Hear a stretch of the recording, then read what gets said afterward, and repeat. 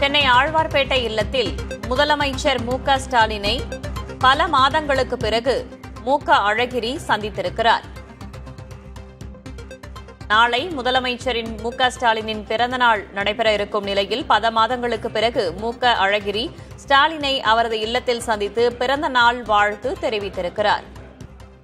முதலமைச்சருடைய பிறந்தநாள் 72வது பிறந்தநாள் நாளை கொண்டாடப்பட இருக்கிறது. இந்த நிலையில பலரும் வாழ்த்து தெரிவித்து வருகிறார்கள். இன்று காலை மக்கள் நீதி மைய கமலஹாசன் நேரில் சந்தித்து வாழ்த்து தெரிவித்தார். இந்த நிலையில முன்னாள் மத்திய அமைச்சரும் முதலமைச்சருடைய சகோதரருமான மு.க. அழகிரி இன்று ஆழ்வார்பேட்டையில் உள்ள முதலமைச்சர் இல்லத்தில் சந்தித்து பேசினார். கிட்டத்தட்ட பல ஆண்டுகளாகவே பாத்தீங்கன்னா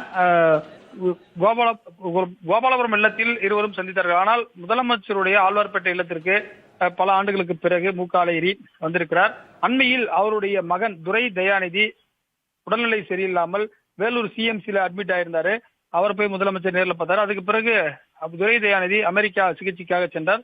அண்மையில் அவர் நாடு திரும்பி குறிப்பாக சென்னையில் ஆரியபுரத்துல ஒரு வீட்டில் இருந்தாரு. அப்போது முதலமைச்சர் நேரில் போய் பார்த்தாரு. இந்த நிலையில அதிகாரப்பூர்வமாக தமிழக அரசு மற்றும் திமுக சார்பில் இந்த வீடியோ என்பது கொடுக்கப்பட்டிருக்கிறது. துர்கா ஸ்டாலின் உள்ளிட்ட குறிப்பாக முதலமைச்சருடைய மனைவி உள்ளிட்டோரெல்லாம் இந்த வீடியோவில் இருப்பது போன்று இருக்கின்றது.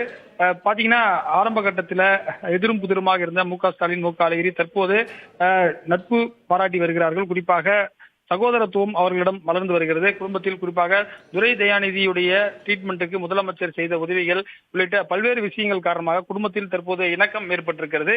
தற்போது இந்த சந்திப்பு என்பது குடும்பத்தில் மீண்டும் ஒரு புத்துணர்ச்சியை ஏற்படுத்தியிருக்கிறது. நாளை குறிப்பாக முதலமைச்சர் தன்னுடைய பிறந்த நாளை ஒட்டி பல்வேறு இடங்களுக்கு சென்று ஆசீர்வாதமாக இருக்கின்றார்.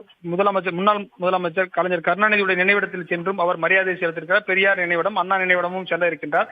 இந்த நிலையில் குறிப்பாக பேரனோடு வந்து மு.க. அழகிரி சந்தித்து பேசியிருக்கிறார். குடும்பத்துடன் வந்து வாழ்த்து தெரிவித்திருக்கிறார். இது அவர்களுடன் ஒரு முக்கியமான ஒரு இணக்கத்தை ஏற்படுத்தியிருப்பதாக அரசியல் வல்லுநர்கள் பார்க்கிறார்கள்.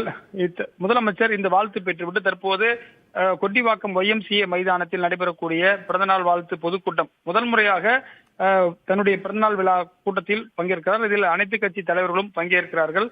வைகோ, திருமாவளவன் உள்ளிட்ட கூட்டணி கட்சி தலைவர்களும் பங்கேற்கிறார்கள். அனைத்து அமைச்சர்களும் பங்கேற்கிறார்கள். நாளை பிரம்மாண்டமாக பிறந்த நாளை கொண்டாடுவதற்கு திமுக தலைவர் ஸ்டாலின் திட்டமிட்டிருக்கிறார். ராஜவள்ளி.